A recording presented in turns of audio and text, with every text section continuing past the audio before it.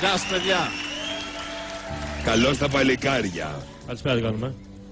Καλησπέρα σας. Χαίρομαι πάρα πολύ που επιτέλους έχουμε δύο ανθρώπους της τέχνης. Προφανώς θα μας παίξει το πιάνο.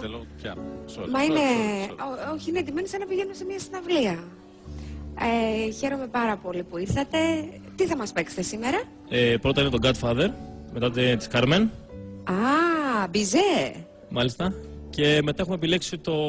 Τα παιδιά του Πειραιά. Τα παιδιά του Πειραιά. Μπράβο σας. Πολύ ωραία.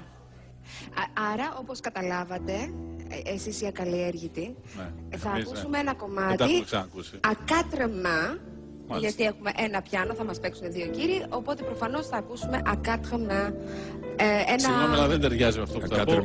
Είδω γύφτο στη γενιά του και μαγάλια στην καρδιά του. Σε βλέπω σήμερα ενθουσιασμένη. Τέλεια. Και πραγματικά ανυπομονώ να σας ακούσω. Εγώ περισσότερο από όλους. Ευχαριστούμε πάρα πολύ, να είστε καλά. Αρχίζουμε.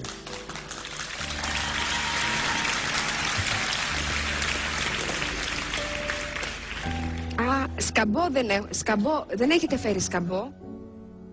Χωρίς σκαμπό. Στα όρθια. Σκαμπό.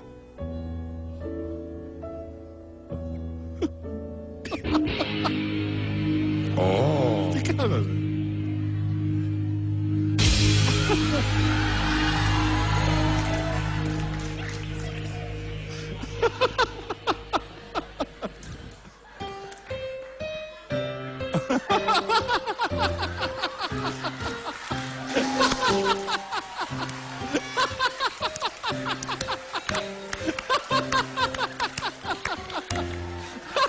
Του φύγε του αριστερού λίγο.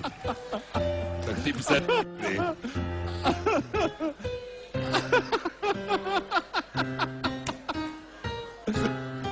Ευγενία, δεν σε πήγε σήμερα.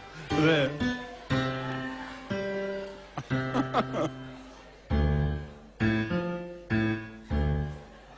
Γερακίνα.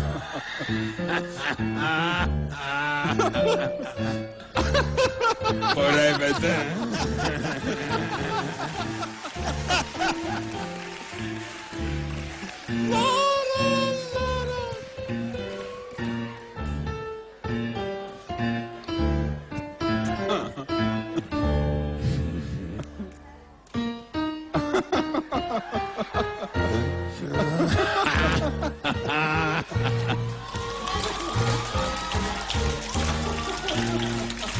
Αν και το έχω ξαναδεί, έτσι στο YouTube, για να μην κοροϊδευόμαστε.